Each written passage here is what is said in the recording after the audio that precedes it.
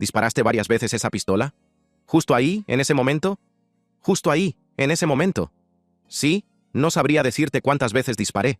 Así que, después de ser capturado en 4K, el asesino de Young Dolph dijo que le den, y ahora está dando a la policía todo lo que quieren. ¿Pero lo que está diciendo? Podrían abrir la caja de Pandora y volver a meter a Yo Gotti en un caso del que creía haberse librado. Vamos a entrar en materia. Cuando las calles se llevaron al rey de Memphis. Hablando en serio, en lo que debería haber sido una tarde de miércoles cualquiera en el sur de Memphis, todo el mundo del hip hop se vio sacudido hasta sus cimientos por unos disturbios callejeros que dejaron al descubierto lo profundo que puede llegar a ser el odio entre raperos cuando las calles se involucran. El 17 de noviembre de 2021, alrededor de la 1 p.m., fue el día en que la música se detuvo para Adolph Robert Thornton Jr., el único e inigualable Young Dolph, y Memphis no ha vuelto a ser la misma desde entonces. Lo juro por Dios. Este rapero de 36 años, que construyó toda su carrera basándose en ser independiente, mantener una actitud 100% callejera y ganar dinero, se detuvo en Makeda's Homemade Butter Cookies, un local familiar, para comprar unas galletas para su madre. Lo más normal y sano que se pueda imaginar. Pero ese simple acto de amor se convirtió en su último momento en esta tierra. Lo que sucedió a continuación quedó grabado por una cámara, lo que proporcionó pruebas irrefutables de un asesinato a sangre fría que, según dirían más tarde los fiscales, fue orquestado como un asesinato por encargo al estilo de la mafia. 2 tiradores salieron del Mercedes-Benz blanco como si estuvieran en una misión, sin dudar en absoluto. Dispararon más de 22 balas contra la tienda, alcanzando a Dolph varias veces en el pecho, la espalda y la cabeza. El padre de 3 hijos y esposo de Mia Jay murió allí mismo, en ese instante. Todo sucedió tan rápido, de forma tan despiadada, que dejó a toda la comunidad, y en realidad, a todo el mundo del hip hop, absolutamente devastada y buscando respuestas sobre quién quería realmente acabar con Dolph. Memphis, una ciudad que ya se enfrentaba a unas tasas de homicidios altísimas y más de 300 cadáveres ese año, se vio en medio de otra tragedia que mostró a todo el mundo cómo las disputas en el mundo del rap, la política callejera y las venganzas personales pueden volverse mortales cuando nadie cede. El asesinato se relacionó inmediatamente con las arraigadas guerras del rap de la ciudad, especialmente la conocida rivalidad entre el grupo independiente Paper Route Empire, PRE, de Young Dolph y el colectivo Collective Music Group, CMG, de Yo Gotti. La investigación, dirigida por el Departamento de Policía de Memphis, MPD, y la Fiscalía del Condado de Shelby, avanzó a toda velocidad. Las imágenes de las cámaras de vigilancia se convirtieron en la base secreta de la Fiscalía, ya que captaron todo. El Mercedes blanco que se detuvo, los tiradores que huyeron después de vaciar sus cargadores y, lo más importante, el coche abandonado y incendiado cerca para intentar destruir las pruebas. A los pocos días de hacer públicas las fotos de los sospechosos, el MPD detuvo a 4 tipos cuyos nombres quedarían para siempre vinculados a este asesinato a sangre fría. Los sospechosos detenidos fueron Justin Johnson, 26, Cornelius Smith Jr., 20, Hernández Govan, 24, y Jermarcus Johnson, 27, sin relación con Justin. Cada uno de ellos se enfrentaría a un desenlace diferente a medida que el caso se desarrollaba en los tribunales, revelando toda una maraña de conexiones callejeras, presuntos asesinatos por encargo y vínculos que apuntaban directamente a uno de los magnates del rap más exitosos de Memphis. Justin Johnson, uno de los presuntos autores materiales que rapeaba bajo el nombre de Straight Drop, fue el primero en recibir una cadena perpetua. El 23 de septiembre de 2024, tras un juicio que tuvo en vilo a todo Memphis y al mundo del hip hop, Johnson fue declarado culpable de asesinato en primer grado, conspiración para cometer asesinato en primer grado y posesión ilegal de armas. Las pruebas en su contra eran abrumadoras, sin duda.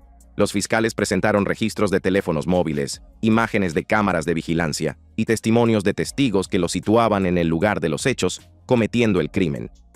Solo 3 días después, el 26 de septiembre de 2024, Johnson fue condenado a cadena perpetua sin posibilidad de libertad condicional, lo que significa que nunca volverá a ver las calles por su participación en el asesinato de Dolph.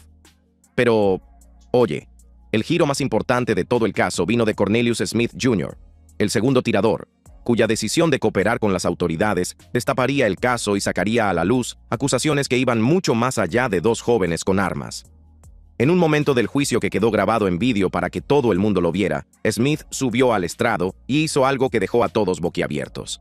admitió, con todo detalle, su participación en el asesinato de Young Dolph, contando con total sinceridad lo que había sucedido. ¿Sois vosotros? Sí, somos nosotros. Para aquí. El primero en salir del coche. ¿Quién es? Soy yo. ¿Eres tú? ¿Cuál de las armas tienes? Yo tengo la pequeña de acero. Vale. Esa es el arma semiautomática, ¿verdad? Sí. El escalofriante testimonio continuó mientras Smith guiaba a los fiscales por la escena del crimen fotograma a fotograma, señalándose a sí mismo en las imágenes de vigilancia y describiendo, con una calma inquietante, como nunca antes de ese día había disparado ese tipo de arma. Cuando le preguntaron a quién estaba disparando, su respuesta fue inquietante por lo simple que era. No lo sé. Ahora bien, esta confesión no provenía de un sentimiento de culpa o de un cambio de opinión, en realidad. En octubre de 2024, Smith aceptó una reducción de los cargos de homicidio en segundo grado y conspiración a cambio de delatar a sus coacusados. El acuerdo le valió una condena de 20 años, mucho más leve que la cadena perpetua sin libertad condicional que le tocó a Johnson, pero a costa de convertirse en un soplón en uno de los casos de asesinato más sonados de Memphis. El testimonio de Smith resultó ser explosivo, no solo por lo que reveló sobre los mecanismos reales del asesinato, sino por lo que sugirió sobre quién estaba realmente tomando las decisiones entre bastidores.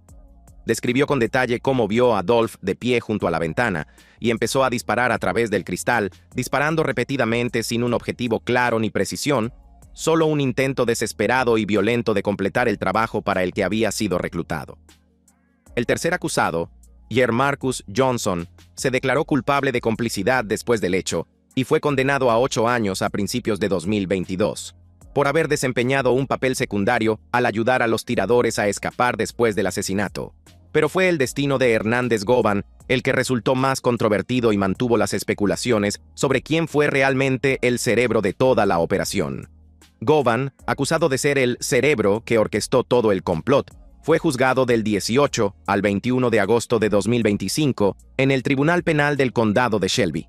A pesar del testimonio de Cornelius Smith, que lo situaba directamente como el intermediario que reclutó a los tiradores y los conectó con el presunto plan de asesinato por encargo, un jurado declaró a Govan inocente de todos los cargos, incluidos los de asesinato en primer grado y conspiración. Govan, que había estado bajo arresto domiciliario desde mayo de 2024, quedó en libertad tras conocerse el veredicto. En las entrevistas posteriores a la sentencia, hizo algunas declaraciones explosivas en las que afirmaba que los fiscales lo habían señalado para presionar a figuras más importantes implicadas en la disputa, lo que no hizo más que avivar los rumores sobre la posible participación de Yogotti en todo este asunto. En su primera entrevista tras ser declarado inocente, Govan se describió a sí mismo como un peón en un juego de ajedrez mucho más grande. No tengo ninguna relación con él, nunca lo he conocido. Nunca he hecho ningún negocio con él. Por eso me resultó extraño todo lo que se dijo y se publicó en las redes sociales, acusándome de cosas que eran absolutamente falsas, porque nunca he tenido ningún trato con Yogotti, y punto. A fecha de 25 de noviembre de 2025, no se han producido más detenciones, aunque la policía de Memphis ha declarado que el caso sigue abierto por si surgen nuevas pistas. Pero las condenas de Johnson y Smith, junto con el explosivo testimonio de Smith sobre quién supuestamente ordenó el asesinato, no han servido para acallar los persistentes rumores y acusaciones que siguen girando en torno a un nombre en particular: Yogotti. La pregunta que sigue atormentando a Memphis y a la comunidad hip hop es sencilla, pero muy pesada. Si los autores materiales han sido capturados y encarcelados, y si el testimonio de Smith es legítimo, ¿por qué no se ha acusado a nadie más arriba en la cadena? Y lo que es más importante, ¿qué papel, si es que lo hubo, desempeñó Yogotti, cuyo nombre real es Mario Mims, en el asesinato de su enemigo de toda la vida? ¿Cómo la guerra entre Dolph y Gotti se volvió tan mortal? Para entender realmente cómo dos de los raperos más importantes de Memphis terminaron en una disputa que supuestamente acabaría en asesinato, tenemos que remontarnos a 2014, cuando lo que comenzó como un desacuerdo comercial se convertiría en una de las rivalidades más mortíferas del hip hop. La supuesta razón por la que Young Dolph recibió esas balas se remonta a una guerra de una década con Mario Mims, conocido como Yogotti, fundador del sello Collective Music Group, CMG, hogar de artistas de éxito como Moneybagg Joe, Blac Youngsta y más recientemente, Glorilla. La disputa, que realmente representa esos enfrentamientos territoriales y estilísticos que se ven en el hip hop sureño, comenzó de forma bastante sencilla, o al menos así es como cuenta la historia. En 2014, Dolph dijo en entrevistas posteriores que Gotti había intentado ficharlo para CMG al principio de su carrera, pero él lo rechazó para seguir siendo independiente. Una decisión que más tarde justificaría como una forma de mantener su poder y no doblegarse ante el creciente dominio de Gotti en el mundo del rap de Memphis.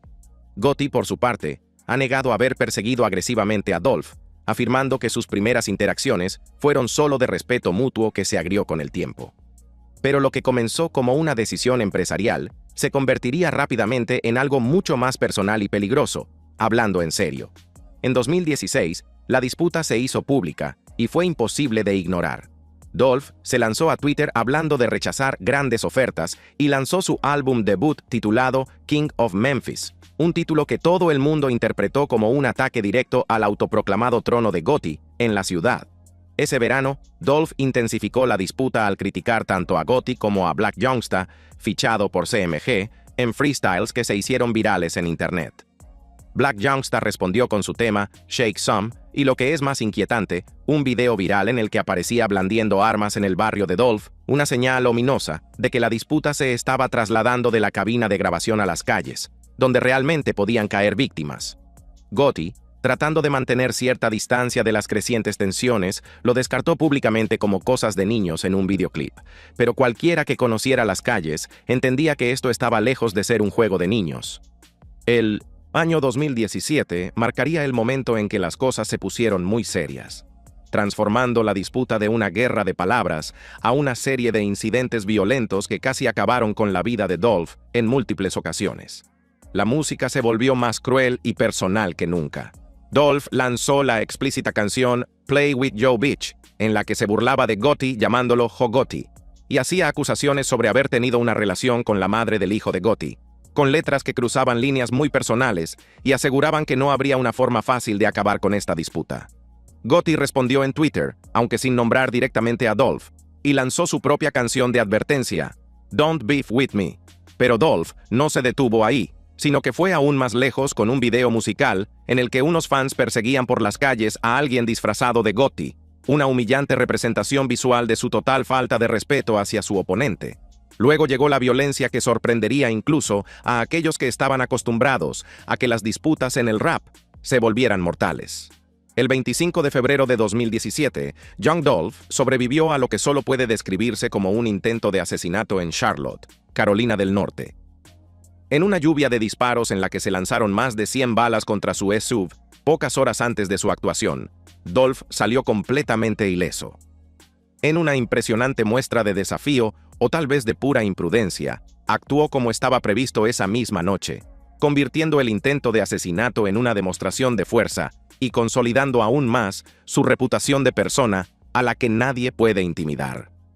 ¿Los sospechosos de ese tiroteo? Blac Youngsta y dos cómplices se entregaron, pero nunca fueron acusados, ya que el caso se archivó por falta de pruebas. Un patrón que se volvería frustrantemente familiar para quienes buscaban justicia en los incidentes relacionados con esta disputa. Pero los atentados contra la vida de Dolph no terminaron ahí. Apenas unos meses después, en mayo de 2017, Dolph recibió 7 disparos fuera de un hotel de Los Ángeles. Volvió a sobrevivir, se recuperó y siguió lanzando música. Mientras la policía de Los Ángeles investigaba y finalmente descartaba a Gotti como sospechoso, las personas cercanas a la situación seguían murmurando sobre los vínculos con la disputa, creando una atmósfera de sospecha que nunca desaparecería por completo. De 2018 a 2020, la disputa pareció enfriarse durante la pandemia de COVID-19. Ambos artistas se centraron en sus proyectos en solitario. Dolph en álbumes como Rich Slave y su labor filantrópica en Memphis, mientras que Gotti se concentró en convertir CMG en un sello discográfico poderoso con proyectos como CMG Compiled y éxitos como Down in the DM. Las indirectas siguieron apareciendo en entrevistas y letras ocasionales, pero no hubo actos de violencia evidentes durante este periodo. Sin embargo, bajo la superficie, esa animosidad nunca desapareció del todo. Lo juro por Dios. En 2021, pocos meses antes de que Dolph fuera asesinado, fuentes anónimas filtraron mensajes de texto y llamadas que sugerían nuevos planes. Quizás lo más revelador fue que la estrella de la NBA y leyenda de los Memphis Grizzlies, Tony Allen, que resultaba ser primo de Dolph, intentó organizar una reunión cara a cara entre los dos raperos para acabar con la disputa por el bien de la ciudad. Según el testimonio de Hernández Govan, lo que ocurrió con ese intento de mediación revela mucho sobre dónde radicaban los verdaderos problemas.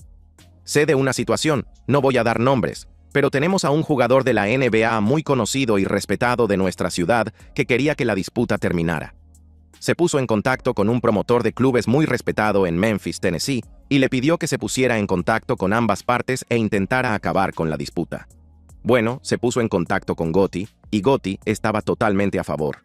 Estaba dispuesto a tener una conversación con Dolph, posiblemente a reunirse con él para poner fin a la disputa. Cuando este promotor de clubes se puso en contacto con Dolph, Dolph dijo, «Ni hablar», le colgó el teléfono en las narices y lo bloqueó. No se trataba de una simple disputa entre raperos o un choque de egos, sino de algo mucho más profundo y peligroso, la verdad. La disputa encarnaba una división más amplia, la independencia y el esfuerzo personal de Dolph frente al imperio discográfico de Gotti, mezclado con las lealtades callejeras en el fracturado ecosistema del rap de Memphis. Era una batalla por el alma del hip hop de Memphis, y al final, lo que estaba en juego era, literalmente, la vida o la muerte. Aunque los fiscales acabaron acusando a Justin Johnson y Cornelius Smith como los autores materiales del crimen, la investigación sacó a la luz acusaciones de un complot que llegaba mucho más arriba en la cadena, concretamente al hermano mayor de Joe Gotti, Anthony Big Juke Mims, que dirigía las promociones de CMG y era una figura clave en las operaciones de Gotti. Aunque los fiscales nunca acusaron al propio Gotti, las pruebas del juicio pintaron a Big Juke como el verdadero responsable del presunto complot de asesinato por encargo, motivado por los intereses profundamente personales de la disputa.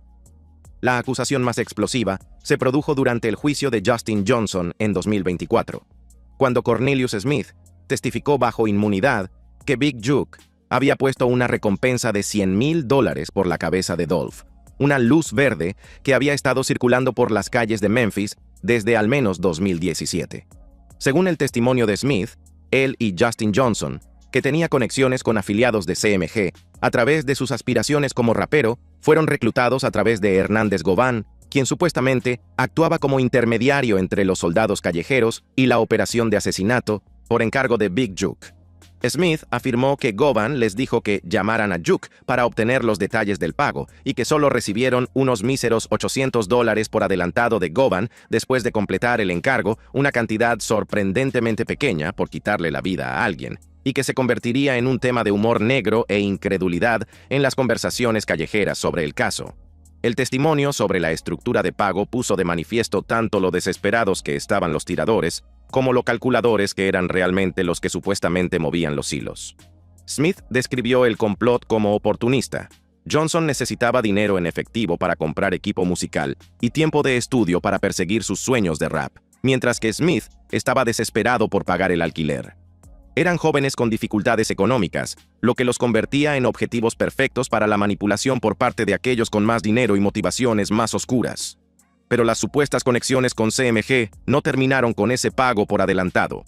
Después de que Smith fuera encarcelado en enero de 2022, los honorarios de su abogado, que ascendían a entre $38,000 y $50,000, fueron supuestamente transferidos por Big Juke para mantenerlo callado y asegurarle una representación legal que pudiera impedirle cooperar con las autoridades. La estrategia fracasó finalmente cuando Smith decidió que 20 años eran mejores que la cadena perpetua sin libertad condicional, pero el pago en sí mismo dice mucho sobre los recursos supuestamente utilizados para encubrir la conspiración. El análisis forense de la Policía Metropolitana de los teléfonos desechables y las redes sociales reveló mensajes de texto como «Hit that boy», Dale a ese chico, y llamadas desviadas a través de Govan a números vinculados a Big Juke. El medio hermano de Johnson, Jared Johnson, testificó que Justin había estado presumiendo de ocuparse de los asuntos de Juke antes del tiroteo y que había recibido una cadena de CMG como pago parcial, una joya que simbolizaba tanto sus aspiraciones de unirse al sello discográfico como su supuesto papel como soldado en su guerra contra Young Dolph. Quizás lo más revelador es que las imágenes de vigilancia mostraron que el Mercedes blanco utilizado en el atentado fue alquilado con un alias vinculado a CMG, lo que vincula aún más el complot de asesinato con la organización de Gotti, aunque el propio hombre no haya sido acusado de ningún delito. La sombra de Big Juke y las preguntas sin respuesta de las calles. Si las pruebas que apuntaban a la participación de Big Juke en la organización del asesinato de Young Dolph parecían suficientemente contundentes, lo que ocurrió a continuación no hizo más que profundizar el misterio y alimentar las especulaciones de que aún no se ha hecho justicia en este caso. El 8 de enero de 2024, Anthony Big Juke Mims fue asesinado en un tiroteo desde un vehículo en marcha frente a un restaurante de Memphis. Los detalles de su muerte fueron escalofriantes por lo similares que eran al asesinato de Dolph. 22 balas, que reflejaban de forma inquietante el mismo número de disparos que se habían realizado contra Dolph poco más de 2 años antes. No se ha detenido a nadie por el asesinato de Big Juke, pero las especulaciones en la calle fueron inmediatas y generalizadas.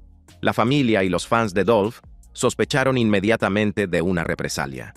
El momento en que ocurrió, justo cuando los juicios por el asesinato de Dolph se estaban caldeando y se estaba conociendo la cooperación de Smith, sugería que el ciclo de violencia que se había cobrado la vida de Dolph estaba lejos de terminar.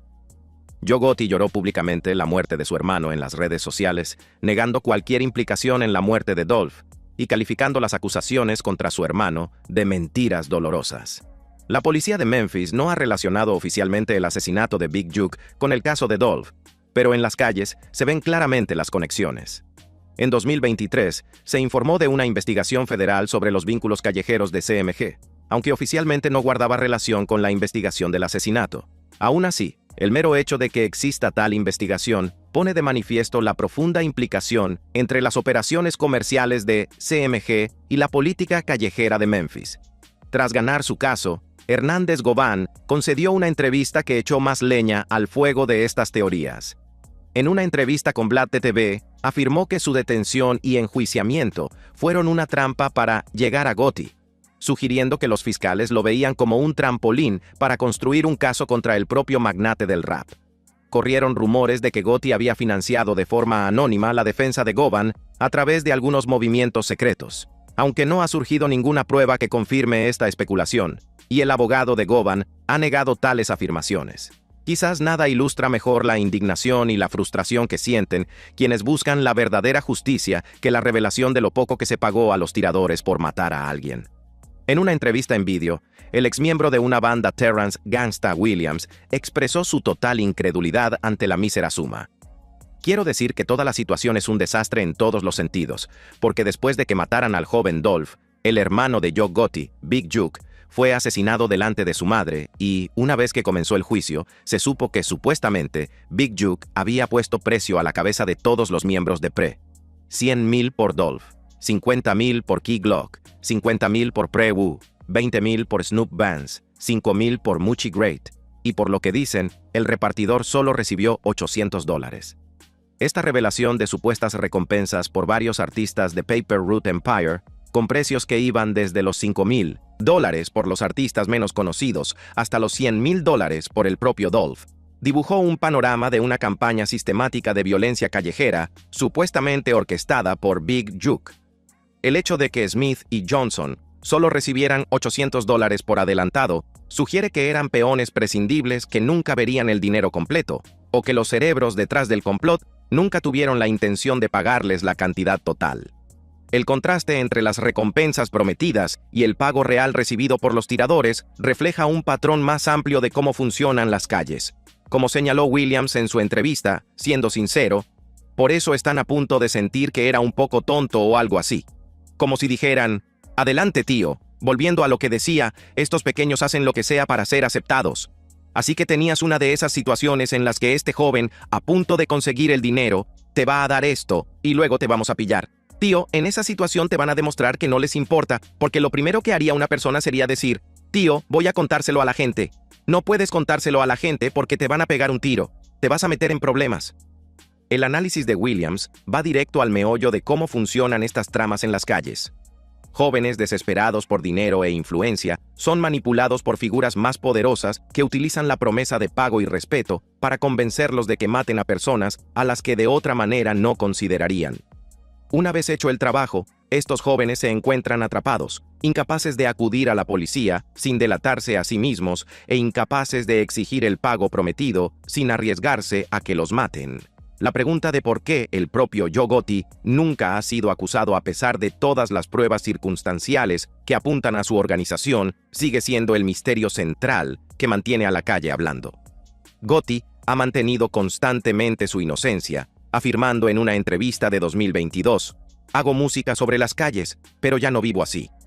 No ha surgido ninguna prueba que lo acuse directamente a él o a CMG de ordenar el asesinato, y la absolución de Hernández Govan debilitó significativamente la capacidad de la Fiscalía para argumentar una conspiración más amplia. Sin embargo, la viuda de Dolph, Mia Jay, ha expresado abiertamente su convicción de que la verdadera justicia sigue sin hacerse. Ha pedido públicamente una investigación más profunda sobre quién movió realmente los hilos, señalando la larga sombra de la disputa y los recursos que CMG supuestamente desplegó tanto antes como después del asesinato. Su defensa ha mantenido la presión sobre las autoridades para que sigan investigando, incluso cuando los autores materiales están en prisión y el presunto cerebro sigue en libertad. El discurso en línea, especialmente en X, antes Twitter, refleja el escepticismo generalizado en las calles sobre la versión oficial. Los usuarios difunden regularmente clips del juicio y testimonios que vinculan a Big Juke con el asesinato, cuestionando por qué la investigación parece haberse detenido a nivel callejero y nunca ha llegado a los verdaderos poderosos.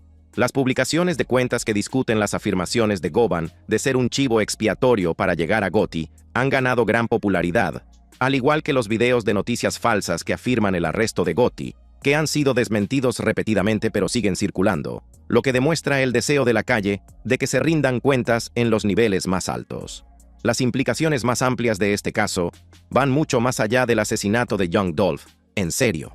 Pone de relieve la peligrosa intersección entre la industria musical, la política callejera y la violencia que sigue azotando al hip hop, especialmente en ciudades como Memphis, donde la línea entre la personalidad artística y la realidad callejera sigue siendo peligrosamente delgada. El hecho de que tanto Dolph como Big Juke hayan fallecido, dos figuras prominentes del rap de Memphis, ambos asesinados de forma inquietantemente similar, pone de manifiesto un ciclo de violencia callejera que no da señales de detenerse. La disputa entre CMG y Paper Route Empire continúa incluso después de la muerte de Dolph, con artistas de ambos bandos enzarzados en una guerra constante en las redes sociales y ocasionales enfrentamientos físicos. K-Glock, primo y protegido de Dolph, ha lanzado canciones que muchos interpretan como continuos ataques a CMG. Mientras tanto, artistas de CMG como Moneybagg Joe han publicado temas con letras que algunos consideran respuestas a las acusaciones de Paper Route Empire. El impacto cultural del asesinato de Young Dolph va más allá de las partes directamente implicadas en la disputa. Ha reavivado el debate en la cultura sobre la responsabilidad de las discográficas y las figuras influyentes del hip hop de trabajar activamente para acabar con las disputas antes de que empiecen a caer víctimas. El hecho de que los intentos de mediación de la estrella de la NBA Tony Allen fracasaran. Según se informa, una de las partes estaba dispuesta a dialogar, mientras que la otra se negaba, sugiere que el orgullo y la reputación en la calle a menudo prevalecen sobre el sentido común y la supervivencia en estas disputas. También está la cuestión de la supuesta influencia de Yo Gotti en el sistema penitenciario de Memphis, que según los fiscales podría utilizarse para proteger a Justin Johnson entre rejas.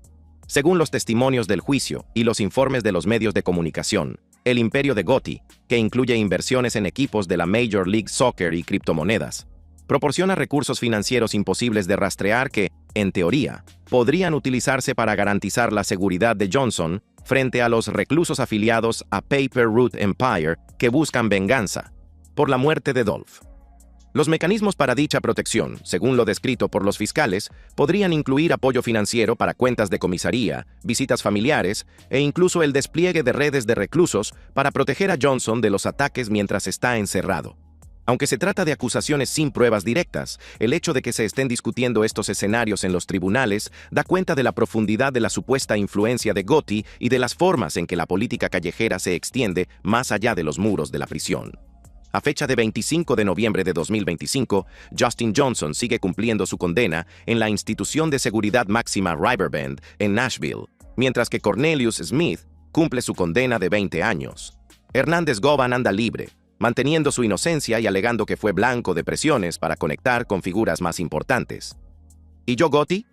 Sigue dirigiendo su exitoso imperio musical sin verse afectado por los cargos penales pero siempre ensombrecido por acusaciones que ha negado sistemáticamente. La tragedia del asesinato de Young Dolph es que, según múltiples testimonios, era completamente evitable, sin duda alguna. Un artista exitoso y talentoso, con una familia que lo quería y un futuro prometedor, vio su vida truncada por una disputa que, según se informa, comenzó con un contrato discográfico rechazado y se intensificó a través de canciones de diss y egos heridos en las calles.